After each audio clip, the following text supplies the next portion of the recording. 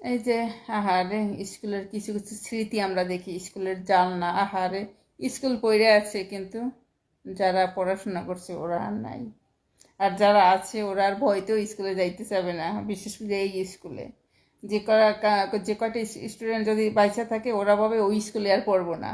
আর মানে স্কুল আছে বাচ্চারা নাই, এগুলো একদিন মানুষ ভুলে যাবে। একদিন, 2 দিন, 10 দিন, 5 দিন, 1 মাস পর সবাই একদিন ভুলে যাবে। কিন্তু বাচ্চাগুলোর পৃথিবী থেকে আসলে কি এখানে কোনো হামলা কিচ্ছু না। জাস্ট ওই আমরা ব্রেক ফেল করছে, মানে ও পারে নাই, ও তো নতুন ট্রেনিং। ছেলেটা যে পাইলট ওর তো কিন্তু বয়স বেশি না, নিশ্চয়ই ওর বউ ফোন দিছে ওরে। ওই যে যে পাইলট ওরে নিশ্চয়ই ওর বউ ফোন দিছে। ওই ফোন ধরতে দিয়ে ওকে তো এই দুর্ঘটনা করছে। একদিকে বয়স অল্প, আমরা কত কত বয়স কবে কেটা, বেশি তো বয়স দেখা নেই। আর ও বিয়ে করছে না 6 মাস আগে। এই বান্ধবনী ওর ফোন দিছে, ওই বিমান চালায় ওই সময় নিশ্চয়ই ফোন গেছে ওর। ওর ফোন গেছে, এই ফোন ধরতে দিয়ে ও ব্রেক ফেল করে গিয়ে ওই স্কুলেই পড়ছে, বুঝছো? স্কুলেই পড়ছে ব্রেক ফেল করে গিয়ে।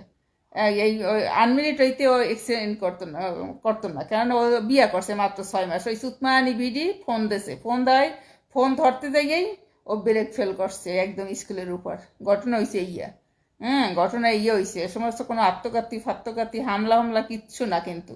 জাস্ট ওর বউ ফোন দিছে, ওইটা ফোন ধরে কথা কইয়া মইতে হয়তো বিমান চালাইছে।